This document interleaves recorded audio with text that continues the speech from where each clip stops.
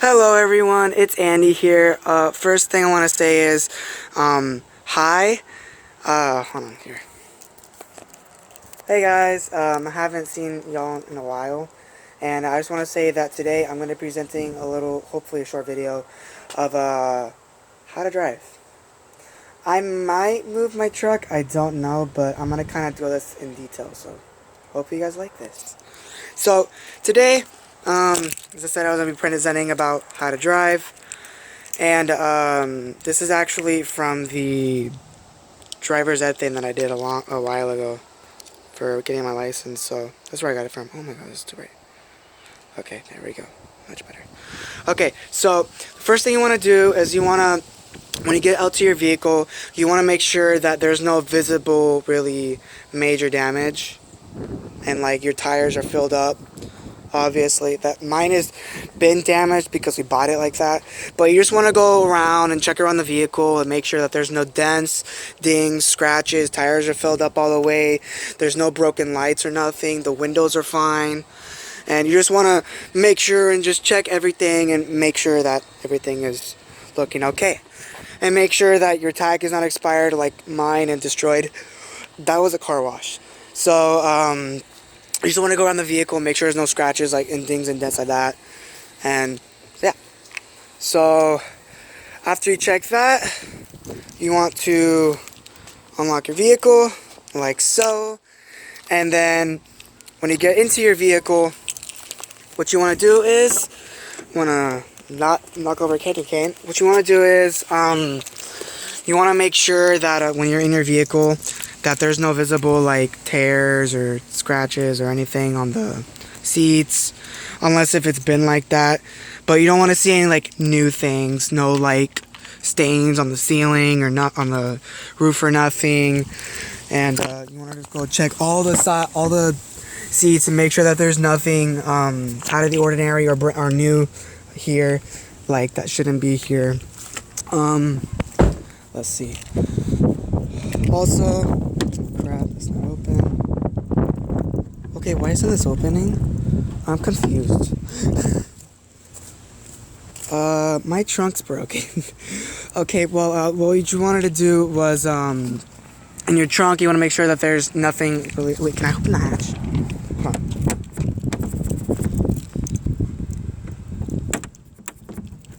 My trunk's broken! Oh well. Well, what you want to do is when your trunk, you want to make sure that there's nothing missing. Why is this so bright? Oh well, it's okay. There we go, much better, much better. And also, you want to make sure if you have a spare tire under your vehicle that you have it. Mine's in the garage, so we're okay.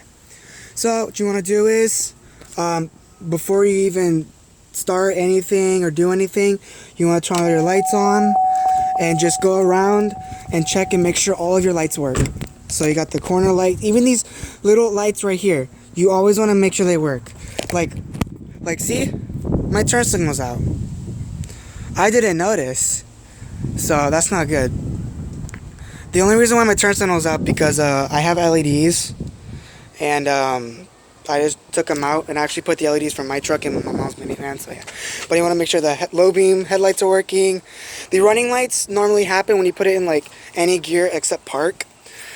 So, and also you want to go make sure back here that your tail lights are working, that they're blinking correctly, that your license plate lights are working because these are very important. You could get pulled over for those.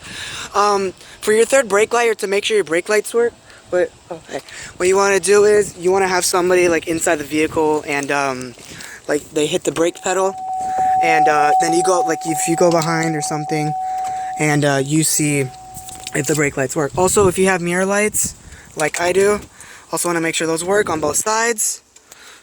It doesn't look like, okay, there we go. Sorry, I couldn't see for a second. Also, what you want to make sure is you want to make sure that your lights inside the vehicle work as well. It's like oh my god. Okay, so yeah, there we go, much better. Sorry, I'm having issues with my mom's phone. So you want to make sure that the climate control lights work, the radio lights work, your gauge cluster lights work, all the switches and stuff works, even the ones on the steering wheel work. And yeah, even on the dome lights and the rear lights, and even if you have door lights. Oh my god. Okay, which is automatic. Like on the door lights over here, and on this vehicle, has them both on the rear doors too. Some cars only have them in the front, like my mom's minivan. It only has them on the front. In the back it doesn't. That one does too, because this one's like this one. But yeah. So give me a second. I gotta do something. Also, hold on. I forgot to mention. Also, you want to make sure that your flashers are working. Like if you can flash the lights, and if you have the multifunction, sometimes you just hit it and the lights turn on and you off. And to turn on the high beams, you do that. You just press it forward, depending on what your vehicle is. And then also you want to make sure that your high beams are working as well, because these help you see at night better than other ones. So hold on. So yeah. So other than that, you just want to make sure when you, I'm going to show you guys also what the warning lights on the gauge cluster means, what the dinging is, how to adjust your seat or something, or your seat belt. Some vehicles, what they do is they have them like right here, on like that one, my mom's truck and the van. On the side here, you can actually adjust the seat belt to go up and down depending how tall you are. This one, on the other hand, it only has it on a seat. Some people don't like this, but I'm okay with it. But I'm short, so I don't care. I gotta turn my lights up with my battery, guys. So yeah, you just want to also, especially also on the window situation, make sure if you have a sunroof that's not cracked or broken or leaking or nothing. And yeah, even the AC controls here. So the key. How to turn on a vehicle. So what you want to do is you want to get the key and make sure it's the right key, and you want to stick it in like so. That happens a lot. And then what you want to do is you're going to want to turn the key away from you. So if you do it once, depending on what model you have, good, radio's not on. Okay, so you guys already see you got the letters here. This is to see what gear you're in, and some vehicles they have it on the column, some you have it in the center console. Some nowadays are buttons, like on the center part here, but I'm going old. I like old school, and some even have them here, like that one. So crap, I lost my train of thought. So yeah, after you turn your key, this is in the accessory position. So for example, you can roll down the windows or something, or use the radio and do something like that, and it just shows the battery light, and that's it. But when you turn the key on, all these lights start popping up. Now, there are more lights that actually show up, but it's not on yet. So when I say this is the seatbelt light, this is if your seatbelt is not on. When your seatbelt is buckled, like so, when your seatbelt is buckled, okay, can you please come off? Okay, your seatbelt's buckled. See, turns off. Now, that light right there, that is called the brake light. Not third brake, like the brake lights that are in your vehicle on the back. What that is, it's let's shut my seatbelt off. But that is to indicate if you have a, oh my god, why the hell is okay. That is to show if you have a brake failure. Also, it could just be that your parking brake is on, that's it. And by the way, use that because if you put it in park and just leave it, what the vehicle does, it moves a little bit. And is resting on the little pin in the transmission. You could ruin your transmission after a while doing that. So this is your check engine light. This was what happens whenever there's like a sensor that's gone bad or something mechanically has gone wrong.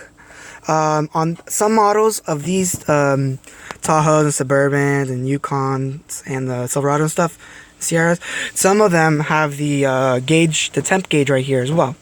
Well, there's another warning light to show you what the temperature gauge is, and you guys saw a little light that's right here. That's your fuel warning light. The one up there, battery light. So if you guys can see, you got no traction control, trailer, no drive, tire pressure monitoring system. There's nothing there. And then over here, you have your high beam light, which is not showing up right now. There it goes. High beams. Then you have your cruise control light, your airbag light. You have your door lock light, like when you lock the doors with the button, or if you actually look and you lock your vehicle when you're in it, that light will turn on. And let's see, what else? Is there another light in there? Oh, you got fog lights, which I don't know why, but that doesn't work. I don't understand why I have fog lights. And This is the, for diesels, this is the engine wait light, like when you wait to actually start your vehicle, like what I do a lot. And that's for diesels to like, so they can warm, like I really don't know much, but they're for diesels, I don't know. And there's a light over here I can't see, so yeah, so I'm gonna take the key off. And also on some models, some vehicles, when you actually put the key in the on position, you'll hear a little buzzing noise. If I can demonstrate. I don't know if y'all heard that, but that is the fuel pump priming. And what I do is, I put the key in. So let me demonstrate. Okay, so let's say I'm about to get in the vehicle, okay? So key in, accessory mode, to make sure it's working, because sometimes this doesn't work, and then on, wait about a second or two, and then start it. Let's see if it starts. Yay, it works! Okay, so what I'm doing now is I'm going to warm up the vehicle, and if you see right here, this is your temperature gauge. The reason why it's at 160 is because the engine is cold. This is your fuel gauge. I have about a quarter of a tank of gas, a little bit over. Oil pressure. On GM vehicles, this gauge goes up and down all the time because it's monitoring the pressure of the oil. When you first start it and it's cold, the pressure is going to be high. And this is your battery voltage, and this is monitoring how much voltage your battery is getting. And on this one, this is range. You can change it to your odometer. Yes, that is legit. I have 383,000 miles. Engine has 40,000. It's just a chassis that has 383. So whenever your vehicle warms up, maybe to like a line or two, you can then turn on the heater, because the heater is used off of the engine heat. So that's why when you first start your car, you try to turn the heater on, it doesn't work. So you go over here and you're letting your vehicle warm up. What you want to do is just go around and look under the vehicle and make sure that there are no leaks. I don't see any. And also, if by any chance you have an exhaust leak or something and you see a leak right about in the back area part, like right over here, if it's over here somewhere, then that's just more of the engine part because the engine's up here. But if it's like somewhere over here, then that's exhaust. And also, if you, I know my truck sounds nice, but you also will be getting moisture out of the exhaust as well. And also, I don't know if you guys can see this, but there's a little bit of smoke, or this is actually steam. So what this does is when your engine warms up, it creates a lot of steam in the engine because it's cold and everything's moving, it's becoming hot. Like if you go on a cold winter day and you put your breath out, you you exhale a little bit with warm air, then you see how it steams. Well, same thing with an engine, except when it's warming up, it creates steam, but when it gets to operating, it will kind of create steam, but when you start driving, it'll go away. Unless if you start driving it off and it's on cold, then it'll be creating a lot of steam, and you'll see it in the rearview mirror. Now, there are different types of steam. Well, actually there's only one type. There's the white steam, but that's just when the engine's cold. Now you got smoke. So black smoke is you're burning fuel, blue smoke is you're burning oil, and white smoke is your engine's about to explode. So yeah. And also on the running light issue, and yeah, it's gonna ding at me, I know. But on that running light, what you're looking for is these to work. And yes, they're LED, I know. So you have that one and that one to work. And also here would be your fog lights, and those will light up when you have the button pressed. And this button right here would be the fog lights, but I don't have any fog lights. I'm gonna see if I can. So if y'all can see that light, that means the reverse lights are working, which is good. Now, to operate the vehicle. And give me a second, I'm going to figure something out. Okay, so, also, by the way, if you're really sticking into this video, I'm very sorry this is very long. I kind of get into it a lot, like, I've gone an hour at some points. So, what you want to do is, when you go in your vehicle, what you want to do is, well, normally what you want to do, sorry, I'm going with no speech. I'm actually going straight off my head. So first, before you even think about putting the key in, what you want to do is you want to close the door and lock them like that. And the doors all are locked. Well, the reason why is you don't want to get in your vehicle and somebody comes up behind you and tries to steal your vehicle. You don't want that. because vehicles are expensive. Not this one. This was like $1,400, but that's still a lot.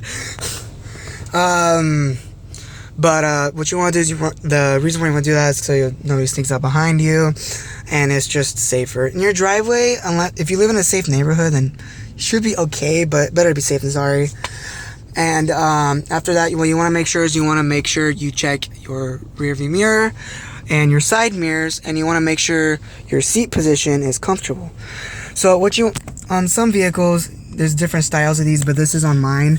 So when you flip this arrow to the left, that's going to change the left mirror. And when you switch it to the middle, nothing happens. In some more high-class vehicles, if you do it actually in the middle, you can actually move the rear view mirror, which is pretty cool. And if you flip to the right, you can move your right mirror. You know what I mean? Your right mirror. And so on mine, it's a really high class. Well, not the highest class, but if you hit this button, the left button, the pedals go forward. That's actually as maximum they go. And if you hit the right one, the pedals go back. Oh, they don't go that far actually. That's funny. On most vehicles, unless if they're manual, you'll have like a lever right here, and you'll pull it, and or you either pull like this or up or something to move the seat up forward and back. But on more newer vehicles these days, or if you have just the top of line one, what you do is if you push it to the left or forward, the seat goes forward. If you push it back, the seat goes back. And some of them can even go up and down, so you go up. You can even go forward, like in this part, like in the front part of the seat, and the back part of the seat can go up and down. See? Up. Oh yeah, on mine is switched, my bad. So on mine is actually backwards, I don't know why, because people did it, they flipped it. But it would be down is down and up is up, and mine's been flipped, so yeah. And also on this one is to adjust how your seat position is on the back. So if you do it forward, it goes forward. If you do it back, it goes back. See? And this is adjust the lumbar support. I don't really mess with that because I don't care. But yeah. Also on some of them they have seat position recall. I'm currently on number 1. So if I let's say I'm gonna mess up everything and just make everything extremely horrible. I'm gonna hate myself and watch the magic happen. Mirrors move, seat adjusts, the pedals move, and everything goes back to how you have it. And on this one you have 2 modes, and actually if you have this enabled and you press it, what this does is the seat goes all the way back down and all the way back, and so it can be easier to get out because this is a tall vehicle. So but that's broken, so I can't do that. On this one actually it's jammed all the way forward and all the way up, so it's really uncomfortable. But yeah. And also these controls will raise and lower the windows. The front ones are automatic, so if you just press it, it goes down automatically. And same if you go up, or okay, some of them do that. Let's see, you got the light switch here, headlights, running lights, auto, so the lights turn on automatically, they're not on. But if you hit it like this, when the automatic lights are on, they'll turn off. But I'm gonna leave that alone. You got your turn signal, go down, left turn signal. And the reason why my light isn't flickering right now really fast is because I have resistors on, because I have LEDs, but yeah. And you go up and you go right. You do your stick back and you do the high beams to flash. And then if you do it to the front, away from you, it turns on the high beams when the lights are on. See? Oh my god, I need to adjust my lights. Oh, that's just the lights themselves, that's stupid. Oh, but yeah. So, in order to actually maneuver the vehicle, what you want to do is the steering wheel, if you go this way is to the right, and if you go this way is to the left. And see, right, left, left. So, let me demonstrate. So, if you turn the wheel to the left, the wheels turn to the left. And then you have to go back to straight, and then now the wheels are straight. Now, if you turn it the other way, clockwise, Yeah, this to turn left, it's counterclockwise, and to turn right, it's clockwise. So if you turn clockwise, the wheels turn to the right. And then you can go back to straight. And make sure, if you have it turned, make sure like double check and make sure that this is straight, because sometimes this could be straight, but it could be pointed left or right. So you just want to make sure. So, let's see. So in order to actually physically operate the vehicle, what you want to do is, you want to make sure, check all your mirrors, make sure there's nobody in the back of you or nothing, and make sure you're not going to hit anything. For example, if I back straight up, I'm going to hit my mom's truck, but if I turn too sharp, I could hit the candy cans. So I got to figure this out. I'm not really going to move. I'm just going to move it back and move forward for demonstration purposes. So what you want to do is, first, put on the brakes. You don't have to put it hard, just put your foot on the brake and be done. And what I do is I release the parking brake with this lever. You pull it, parking brake goes up. And then what you want to do is, crap. Sorry. What you want to do is, why is it not, okay. Yeah, mine's touchy sometimes. Sometimes it doesn't stay in park.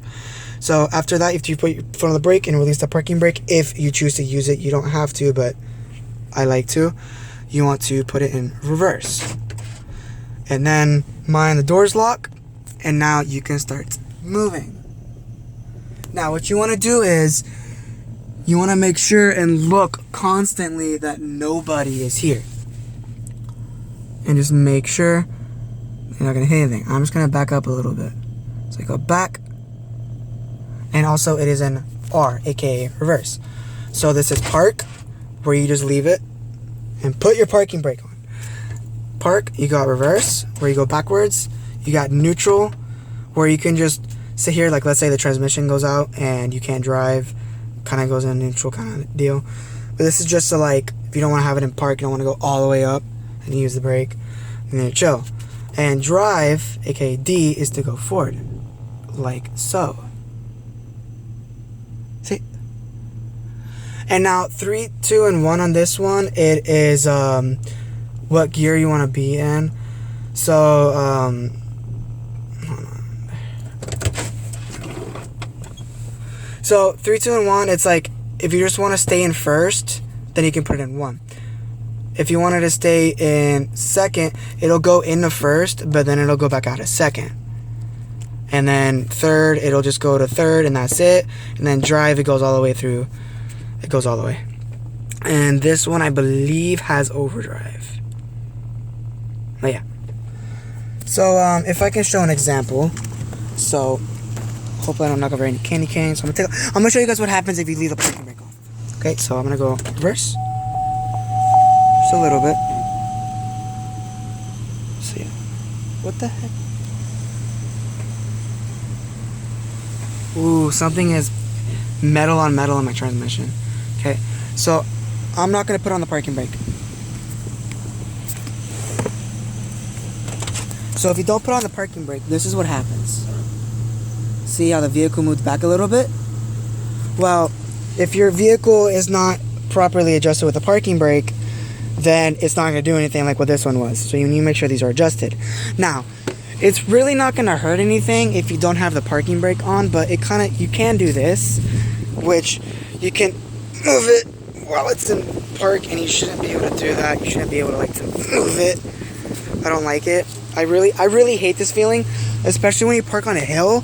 Ooh, you better put that on, because what could happen is the parking brake could fail and you don't have your parking brake on, and your transmission is basically going against everything, and your transmission is destroyed and it's rolling down the hill and you're gonna hit somebody. Let's see. But if you do put your parking brake on, so I'm gonna go back a little bit. I'm gonna go actually more. Now I'm gonna go forward. Just a little bit. Okay. Then you put it in park, and you put the parking brake on. On some vehicles, it could be here, it could be here, but mine, it's like all the way down there because the cable is really, really stretched in order for it to be applied. See? And then when you take your foot off the brake, boom, almost no movement. And what this does is if the transmission does fail, you have an extra safe key in order for the in order for your vehicle to not move. And if you park on a hill, and you're parked uphill, turn your wheel towards the curb. No, away from the curb, sorry. So if it does roll back, it goes like boom, not wee, and goes around. So you want to turn it to the left, you're parking uphill. Parking downhill, turn to the right, so when it does go, if it does fail, it just goes down a little bit to the right and it stops with the curb. So that's what it is. So let's say you come back from your travels and you come in, you put parking brake on, put in park, and you come back. What do? Well, what you want to do is some people leave their AC on or their radio on or whatever. Me, what I do is I turn everything off, all of it, and I make sure all the windows are up, make sure I'm not forgetting anything. Let's say I have some groceries here, and I'll go get the groceries and I'll get back out. Okay, and make sure all your doors are unlocked and everything's good.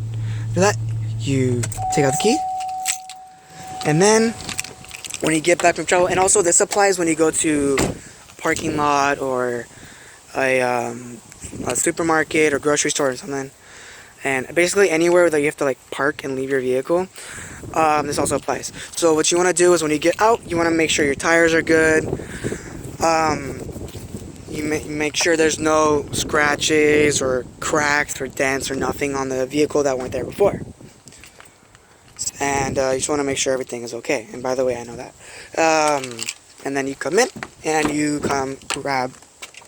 Make sure you don't hit the car. Make sure if you're parked next to somebody, please be cautious. And like, let's say they are right here, okay? And your door opens all the way out here. What you want to do is, say enough, and the door stops from here first, is not so far open, then try to get in as best as you can. Sometimes I've actually had to get in here, because the cars are parked so close together, or the candy canes, and just try not to hit people's cars, because trust me, it sucks and it made me mad at one point. So is after you're done, after you grab your groceries, get out, and then you just do one final check, making sure that there's nothing wrong, and you lock your vehicle. And then you go inside, have some nice dinner, and you had a nice drive. Well, guys, I'm really sorry that this was like half an hour long. Here, I'm making sure. Okay, I'm just making sure I didn't stop it. So I'm really sorry that this is like half an hour long. Actually, I kind of want to go on a drive now. But I'll do that in something else. Actually, I gotta go soon. But I just want to do the basics of driving my way. And also, when you're on the road, be safe, be alert, don't break the laws, make sure you do the speed limit, and make sure if you do get pulled over, be really nice. Because the cops, hopefully, if they're not having a bad day and they're not one of those cops that are like, then you should be okay. Maybe if you get off with like a warning or a ticket, you'll be okay. Now, if you get arrested, that's a different story. Please don't. But if that happens, just play it cool, you'll be fine. Trust me, I've been there. It's nerve-wracking at first. You do shake a lot because you're nervous. It's like your first time or something. It really shakes you up. But yeah. And if you get pulled over for a lighting issue, just, I guess, write down a sticky note and try to get it solved as soon as you can. You don't have to go LEDs like I do. But actually, my turn signals are in the garage, and my headlights are actually from that. So I'm gonna be getting new LED headlights for this soon, and I'm gonna be getting new housings because these, I hate them.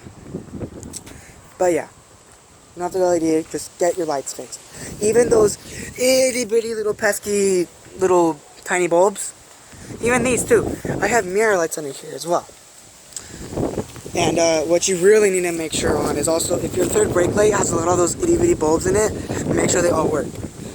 And also, you really need to make sure your LED lights work. Because you can actually get pulled over if your third brake light is not working, and your light split lights aren't working, or if like half your lights aren't working. Make sure to check your lights, even if they're the little ones.